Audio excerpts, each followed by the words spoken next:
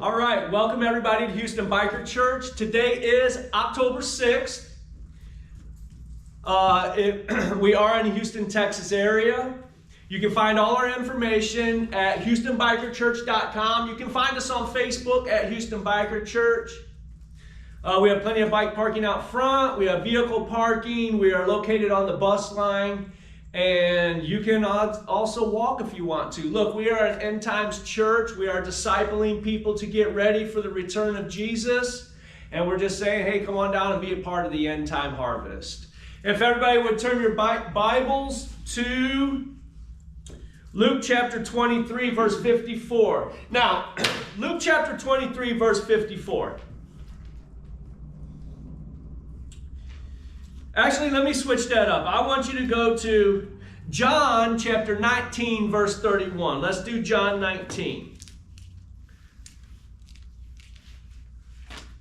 John 19, verse 31.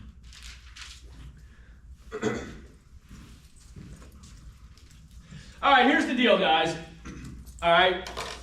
I'm a Hebraic roots teacher. That means that I teach Hebrew roots. I teach the Christian gospel through the lens of the Hebrew culture, all right? Jesus was a Jew. Jesus was never, not one single day in his whole life, a Christian, all right? The term Christian specifically means Christ in, all right? I'm not going to get too deep off into the weeds about that, but I want to examine something that the church is doing that is factually incorrect. And I want to correct it today. For those of you that choose to stick around and listen to this message, I can promise you that you will be blessed. If you are the pastor of a church, I can promise you that you will be able to start to take your ministry and your people to the next level. So, here's the question. Why? Why do we say that Jesus was crucified on a Friday?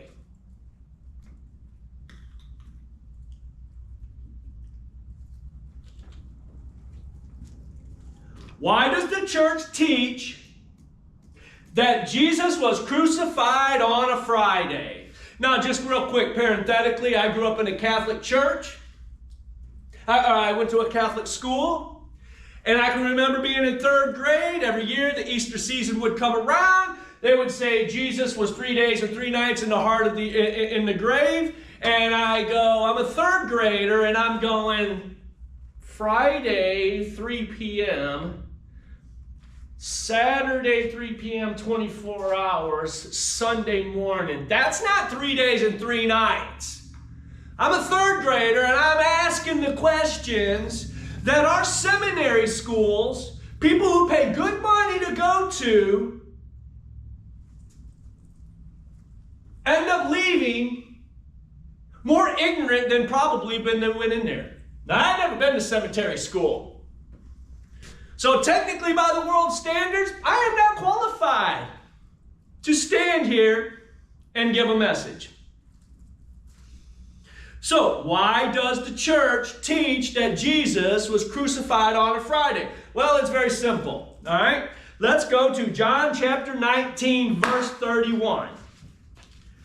John chapter 19, verse 31, and it says, "Now it was the day of preparation." Now, I'm going to read this out of the NIV. I'm going to do this entire teaching out of the NIV. All right, that's simply because this is the one that I have marked up to Timbuktu, and so that's the one. This is just one. Okay. Now, it was the day of preparation, and the next day was to be a special Sabbath. Stop right there. Now, let's flip back to Luke chapter 23. And hold your spot. Luke chapter 23, verse 54. Luke 23, 54 says, it was preparation day, and the Sabbath was about to begin. Okay, here's the reason why the church and the seminary schools teach that Jesus was crucified on a Friday. Because the scripture tells us that the Sabbath was about to begin. All right, so what you need to do is you need to ask yourself, what Sabbath? What Sabbath are they talking about?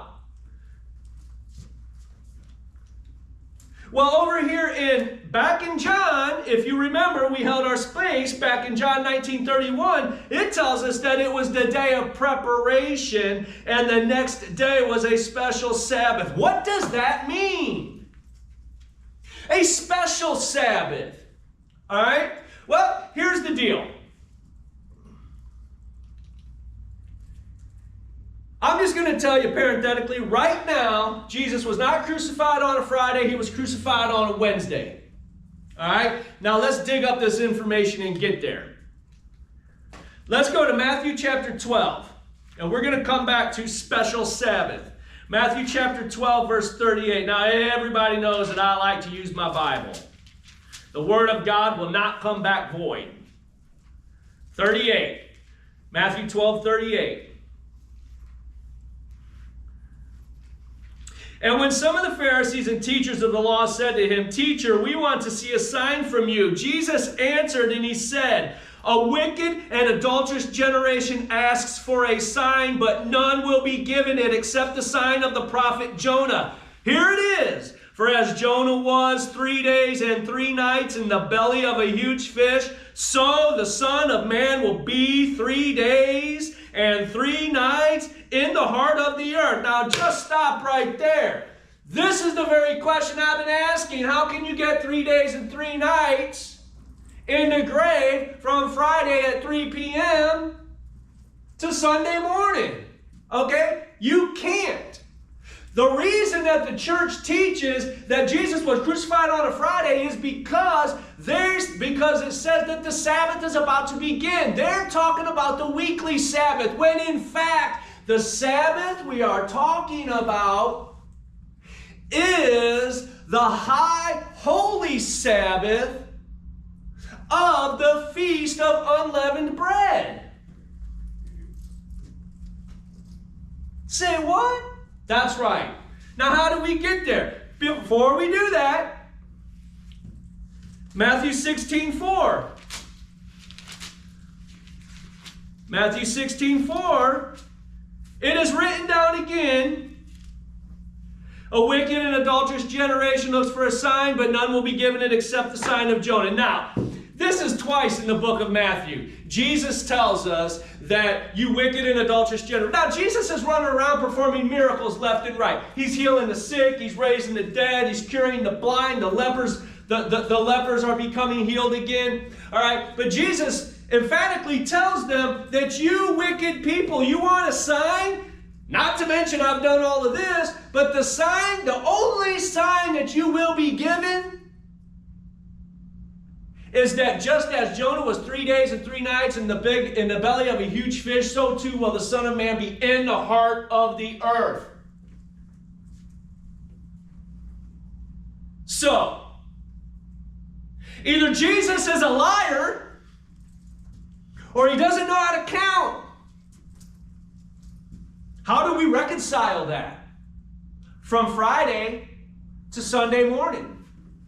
Well, the first thing we have to do is get our 2024-year Gentile mindset out of our Santa Claus Jesus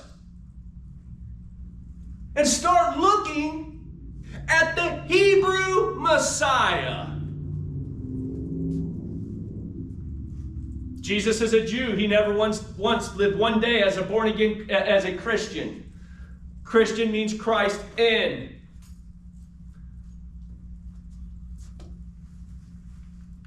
Now, Joseph in Genesis chapter 41, verse 32. He tells Pharaoh, after Pharaoh has 2 dreams of the same point of view, that he tells Pharaoh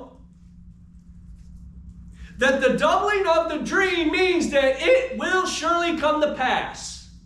That means that when something is said twice in the Bible, we need to pay attention. And Jesus is telling us, you wicked and adulterous generation, I'm telling you once, I'm telling you twice. As the sign of Jonah is, so too will be the Son of Man in the heart of the earth. Now, how do we reconcile this? What we need to do is we need to go back into the Old Testament. We need to go to the Old Testament and find out what Jesus actually did. And we're going to go to Leviticus chapter 23.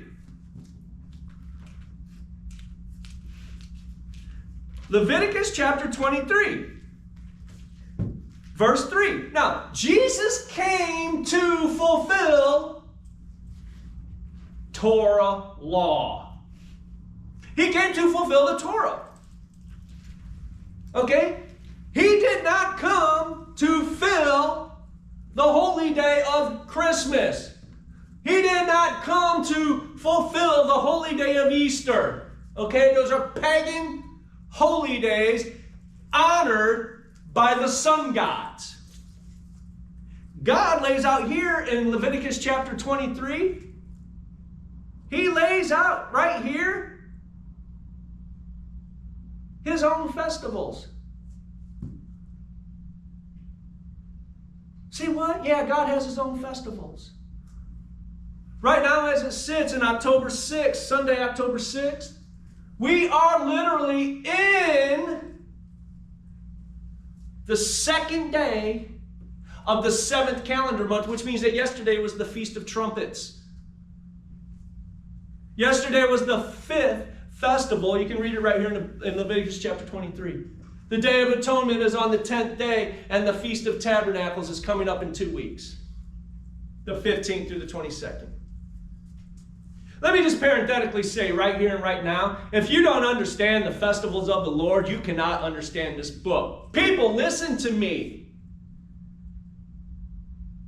Church, if you're catching this online, if you're the pastor of a church, I'm telling you, if you dig into the feasts of the Lord, you will find the fulfillment of Messiah in the festivals. You will be able to teach them to your congregation, and you will be able to elevate your ministry and bring the people of your church to a closer knowledge of Jesus the Messiah.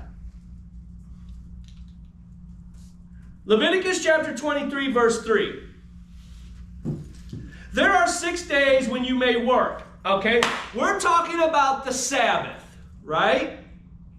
There are 6 days when you may work, but the 7th day is a day of Sabbath rest. A day of sacred assembly. That means that you're supposed to go to church. You are not to do any work. Wherever you live, it is a Sabbath to the Lord. All right, so first off, let's examine what the Sabbath is. All right, the Sabbath begins at the end of the 6th day, the beginning of the 7th day. All right, the Sabbath begins Friday evening. All right, we just examined the story where it says that it was preparation day and the Sabbath was about to begin. Right? So we know that the Sabbath begins Friday evening. Plus, this is really a no-brainer, all right? Which means that subsequently, so how do we reconcile this? First off, there's something that you need to know. If you go back to Genesis chapter 1:1, how do the Jews determine the day? All right? How does God set up his Bible and have us examine or determine the day? Well, in a day, there are 24 hours. God said, let there be light. There was darkness and void filled the whole world. And then God said, let there be light. So there's a 24-hour day. What that means is that the first half of a 24-hour day, the first half is dark. The second half is light. So every day when the light goes away and the darkness begins, well, that ends one day and begins a new day. So just for this special teaching, we're going to say that time frame is 6 p.m. All right? So the Sabbath was about to begin. It's 3 p.m. They had to hurry up and get Jesus off the cross because the Sabbath was about to begin, which we know as Friday night. Which means that the first day of the week begins on Saturday evening when the sun goes down. All right? If you take out your dumb phone and you look at your calendar, you're going to see that the first day is what? Sunday. That's right. You go to your calendar on the wall, you're going to see that the first day of the week is Sunday, right? The women came to the garden tomb on what day of the week? The first day of the week, which we all know is a Sunday because that's the day that we celebrate the resurrection of the Messiah, which in fact is actually accurate. However, it's not the day of Easter, it is the festival of first fruits. In fact, Paul even tells us in the book of Corinthians, I do believe it is, that Jesus was raised as the first fruit from the grave on the day of, you guessed it, first fruits. Now,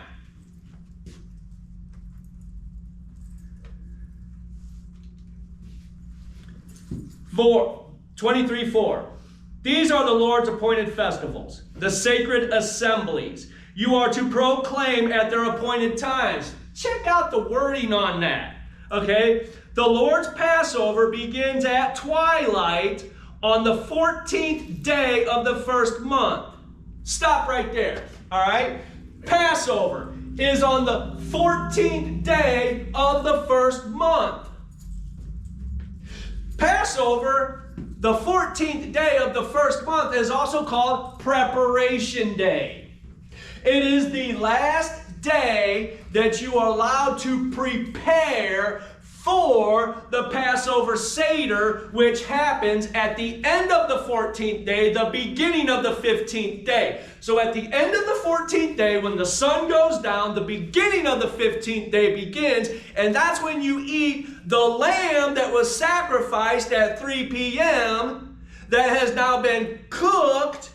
You will eat that at the beginning of the 15th day with unleavened bread, which is the festival you shall celebrate for 7 days. Let's dig in back into the word. All right, so it says in verse 6, on the 15th day of that month, the Lord's festival of unleavened bread begins. For 7 days you must eat bread made without yeast. On the first day, hold a sacred assembly and do no regular work. Stop right there. On the first day of the feast of unleavened bread, you are to hold a sacred assembly and do no regular work. What that is a Sabbath. Don't believe me? Go back to verse number 3. It is the same exact verbiage, right? So the 15th calendar date of the first calendar month, the month of what we affectionately call Nisan, which is a pagan name. However, on the 15th day, we are to treat it exactly as a Sabbath. What they call this is a high holy day Sabbath.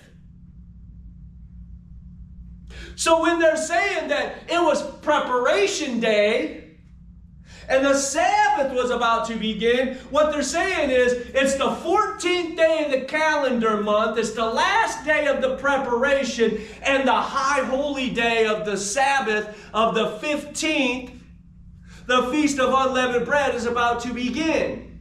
Remember, Jesus is the sacrificed lamb. That is when he died on the cross at 3 p.m., that is the same exact time that the Corban lamb, the lamb that the high priest picked 4 days earlier on the 10th of the calendar month, and we're going to get to that, slayed at 3 p.m. And when the high priest slays that lamb, he yells out, "It is finished." Wait a minute. Didn't somebody else at 3 p.m. cry out on the cross, "It is finished"?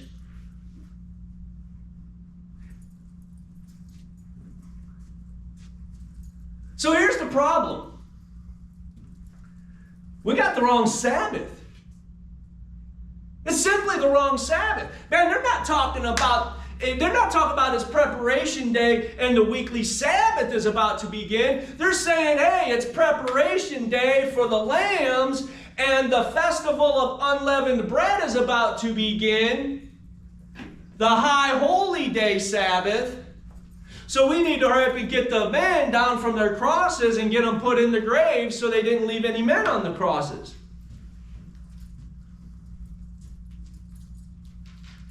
That's the facts of the story.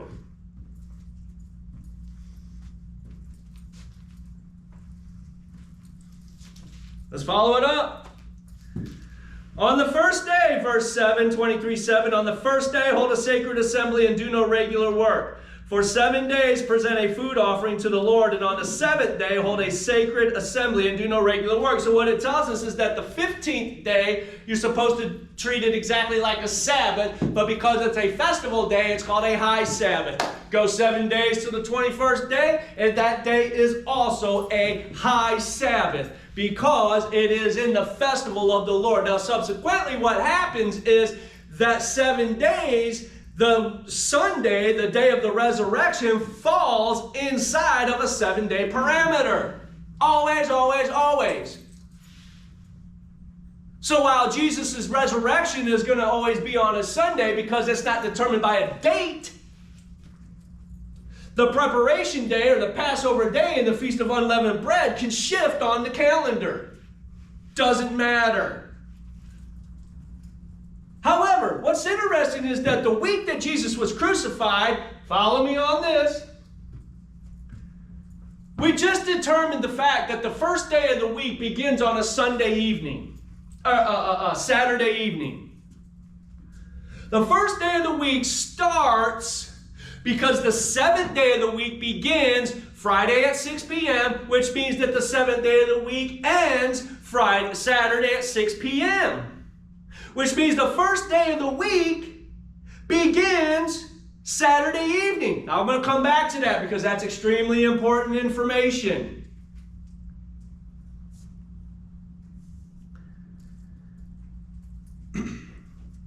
So let me just start to paint the picture here for a second. We know Jesus, that the ladies went to the tomb early in the morning. We'll say it was 4 o'clock. All right? However, we back up to Saturday evening, 6 p.m., and then we back up 3 days. We go Saturday, Friday, Thursday, Wednesday, Saturday, 6 p.m., Saturday, 6 p.m., ends the 7th day, begins the first day, Saturday, 6 p.m., Friday, Thursday, Wednesday, 6 p.m. Wednesday night, Jesus is crucified at 9 a.m., which is when the first lamb is slain at the temple. At noon, darkness comes over the land. At 3, he gives up the spirit on Wednesday at 3 p.m. And they put him in the grave before 6 p.m. Wednesday, 6 p.m., Thursday, Friday, Saturday, 6 p.m. 3 days, 3 nights in the heart of the earth. Jesus is raised from the grave Saturday evening at 6 or 7 p.m. How do we know this? Well, we're going to examine that right this second. If you would turn to Matthew chapter 27. Now this is good. This is where the Holy Ghost bumps start to pop up. 27:51. This is one of my favorite stories. Let me get back in here to the New Testament. Matthew 27.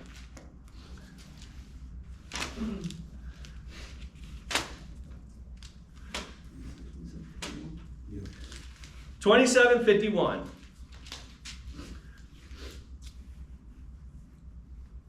All right, so Jesus dies on the cross. It's 3 p.m. All of a sudden, there's a huge earthquake. Let's read it. It says, at that moment, back up to 50. And when Jesus had cried out again in a loud voice, he gave up his spirit. That means that he died. His flesh died. At that moment, the curtain of the temple was torn from top to bottom, indicating that it was torn by the finger of God because it tore from top to bottom, not bottom up. The earth shook and the rocks split. Check this out. And the tombs were broke open. Stop. There's a period right there in this book. And the tombs broke open.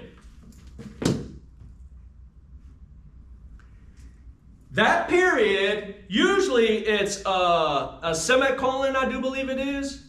A period at the top with a colon underneath of it indicating, I could be wrong about that. My English is not great when it comes to science. Does my wife know what that is? A period and a... Semicolon. Is it semicolon? Period. Doesn't matter. Point is this. That period ends right there at the crucifixion.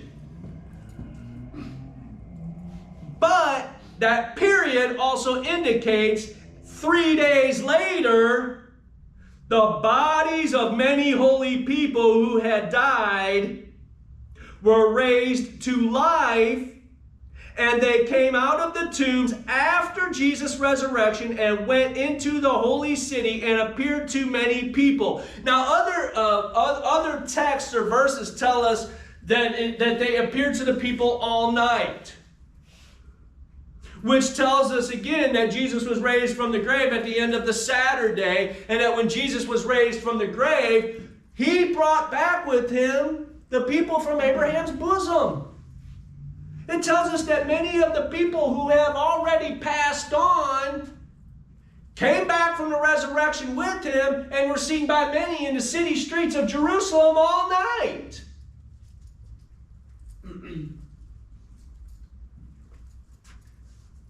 Now, let's go ahead and attack one more thing. And let's attack it. So we got Jesus crucified on a Wednesday. He dies at 3 p.m. So now we understand 3 days and 3 nights, which is, by the way, the 4th day of the week. If you know anything about the the Hebraic roots, the 4th day of the week represents the door, which is Jesus. And when you look at the menorah, the number 4 day is the center stand, which represents Jesus, and everything hangs off of the 4th day. That's deeper into the Hebraic roots culture. However,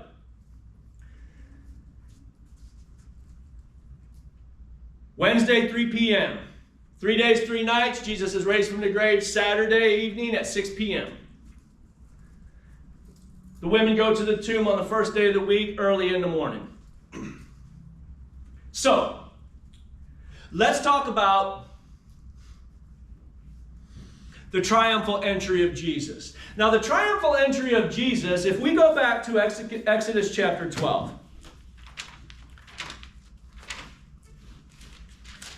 Exodus chapter 12. Now, Exodus chapter 12 is where God himself actually lays out the rules for the Passover event that's going to happen for the very first time. Exodus chapter 12, and it says that this month is to be for you the first month of your year. Tell the whole community of Israel that on the 10th day of this month, each man is to take a lamb. We call that the lamb selection day. The 10th day of the month is the day that we select the lamb. So Exodus chapter 12, the Lord said to Moses and Aaron in Egypt, this month is to be for you the first month of your year. Tell the whole community of Israel that on the 10th day of this month, each man is to take a lamb. And they're to take that lamb without blemish. All right? Now, this 10th day is the triumphal entry of Messiah. All right, so Jesus is coming into Jerusalem on the 10th day of the calendar month, the triumphal entry of Messiah. And you know what the church calls this day? They call this day Palm Sunday. They call this day Palm Sunday. Now you got to understand, that's Christian garb or jargon for we don't know what the heck we're talking about timeline. But if you follow the timeline, so what it says is that the 10th day of the month is the day of the triumphal entry. So Jesus is crucified on the 14th day of the month, which means that Wednesday at 3, Wednesday the 14th, Tuesday the 13th, Monday the 12th, Sunday the 11th, Saturday the 10th. Which is the Sabbath.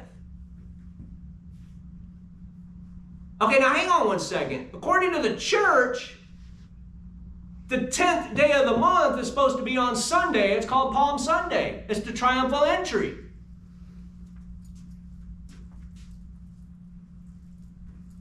Now hang on one second. Follow me now. It is factual that the 10th day of the calendar month was a Sabbath day. And it was a Sabbath day of rest. And according to the Sabbath day rest code, no man is supposed to work. All men are supposed to create a sacred assembly. No animals are supposed to work. But check out what happens.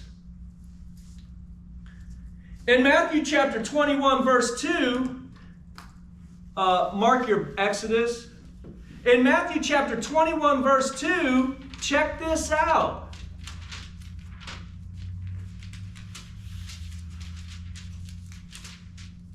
Come on now. Check this out.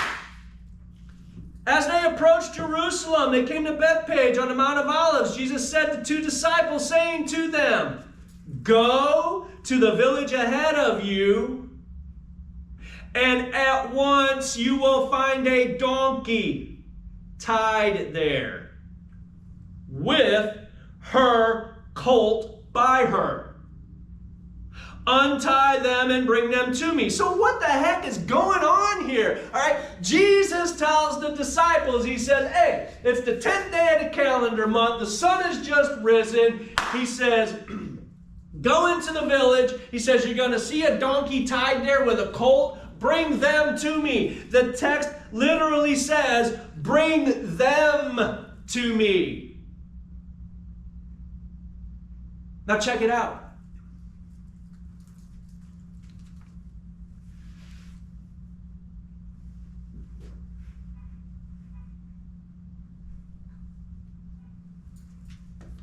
When Jesus says to bring them to me,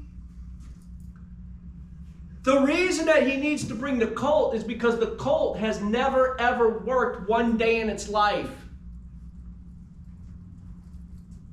Now the donkey, on the other hand, it's supposed to be honoring the Sabbath as a holy day, and nobody's allowed to make that donkey do any work. However, the colt that is with the mother donkey, it's never worked one day in its life. Therefore, it is able to fulfill the prophecy of Zechariah, where it says, say to the daughter of Zion, see, your king comes to you gentle and riding on a donkey and a colt, the foal of a donkey, who has never worked a day in its life. So the 10th day of the calendar month is on a Sabbath day. And the reason that they have to bring the colt is because it's never worked a day in its life. Well, the reason they have to bring its mother is because you can't separate the two. If the colt is without the mother, the colt will just want to turn around and try and go find its mother. So they have to bring them both. So we're on the 10th day of the month. Now the church calls that Palm Sunday, Sunday, when in fact it's actually Palm Saturday, which Saturday is a totally pagan name. It's the Sabbath. So follow me on this. The facts of Crucifixion Week are absolutely this. On the 10th day of the calendar month, which was a Saturday, the triumphal entry of Jesus happened, where God in his house chose the lamb to be the sacrifice for the human race. The 10th day is on a Saturday. The 11th day is on a Sunday. The 12th is on a Monday. The 13th is on a Tuesday. And the 14th falls on a Wednesday, which is the last day of preparation, because the preparation begins on the 10th, when the lamb is selected. So you have 4 days of preparation. The 14th day is the last day of preparation. They're still working. How do we know? Because they're slaying lambs. And at 3 p.m., Jesus dies on the cross. He's taken off the cross, put in a grave before the high holy day Sabbath of the Feast of Unleavened Bread that begins Wednesday evening at 6 p.m. The 14th day ends at 6 p.m. The 15th day begins at 6 p.m. where they eat the lamb with the unleavened bread on what we affectionately would call Wednesday evening when the sun goes down. The 14th ends on that Wednesday evening at 6 p.m. The 15th begins on that Wednesday at 6 p.m. 6 p.m. Thursday is 1 day. 6 p.m. Friday is 2 days. 6 p.m. Saturday is 3 days. 3 days and 3 nights in the heart of the earth, you wicked and adulterous generation. This will be the only sign that is given to you, and I'm only going to tell you twice. So either Jesus was a liar or he doesn't know how to count. Then it tells us that the women after the first day of the week, after the Sabbath on the first day of the week, now we're talking about the correct Sabbath, the weekly Sabbath.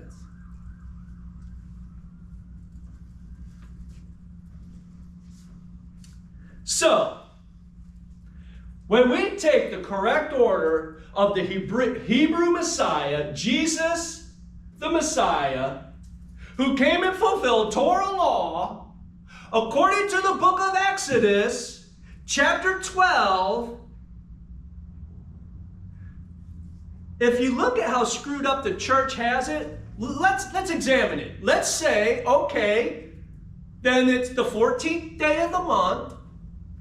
It's a Friday, the 14th day of the month, and it's a Friday. So subsequently, that Friday, if you count back to the 10th day of the month, you'd have 13 on Thursday, 12 on Wednesday, 11 on Tuesday, 10 on Monday. So technically, shouldn't it be Palm Monday? Not even Palm Sunday? You see how factually inaccurate it is? Now look, we got some very smart and well-intended individuals who pay good money to go to seminary school. And I'm not actually faulting them, but let's be very clear about something. Seminary school doesn't teach you anything except how to put butts in the seat and pay for a roof. Period, point blank. You see, you've got to have faith like a Berean. You got to actually go to the scriptures. Now, I'm not actually saying believe what I'm saying. I'm saying trust, but verify. Don't believe me? All you got to do is just go back, rewind the tape, and look up the information that I'm sharing with you, and you will find that it is factually true. Case in point, if you do not understand the feasts of the Lord, you cannot understand this book. Jesus did not come to fulfill Easter. He did not come to fulfill Christmas. He did not come to be our Gentile Santa Claus. He came to fulfill the 7 festivals of the Lord, which are a Moedim. They are an appointed festival for an appointed time for Jesus to come and fulfill. You cannot say that Jesus is our Passover lamb sacrificed on the day of Passover and then discard all of the other scriptures. Church, we've got to do better than this. This is why there's no power in the church. We've got the names of false gods on our lips. Easter is the Babylonian fertility goddess named Ishtar. Now that is for a teaching at another time, but that is why, back to the very beginning, the church teaches that Jesus was crucified on a Friday because the Sabbath was about to begin. It's because they are absolutely ignorant. I really don't like to use that word because it sounds so harsh. But they're absolutely ignorant of the Hebrew Scriptures.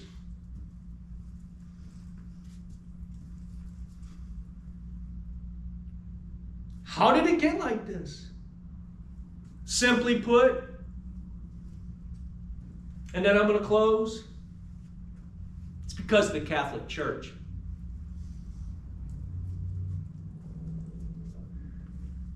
It's because of the Catholic Church. You see, Rome followed all of the Babylonian gods that they took with them from Babylon when God confused the languages and separated man throughout the whole earth back in Genesis chapter 11. Everybody was in unison, it tells us. They had one religion, one world order, one language. And then when God confused the languages, they separated, but they all took their religious practices with them. And when Rome ruled the day of Jesus' ministry and his crucifixion, Rome worshipped sun gods. Zeus, Artemis, Apollyon, yada, yada, yada, yada. All right? They tried to eradicate the Christians. They tried to eradicate all Christians. For 300 years, they even built a Roman Colosseum. And they took the Christians and rounded them up and fed them to lions and put them in cargo nets and let the bulls come and punch into them and gorge them until they were all dead. They boiled John in oil. And John just sat there and took a bath in it. So they exiled him to the island of Patmos. Finally, after 300 years of this, a man came to power. His name was Constantine, and he said, man, you know what? What we should do is we should find a way to adopt these Christians into our culture. And so what they did is they accepted Jesus as a Messiah, but not the Messiah. That is why Jesus' birthday is on December 25th, because that's the birth date of the gods. That's the way it's always been. That's the way it's always going to be. Sorry, I don't like it. Too bad. Sorry. But that's how we got there. And it is through tradition that we are here today. So I'm saying step out and squash tradition.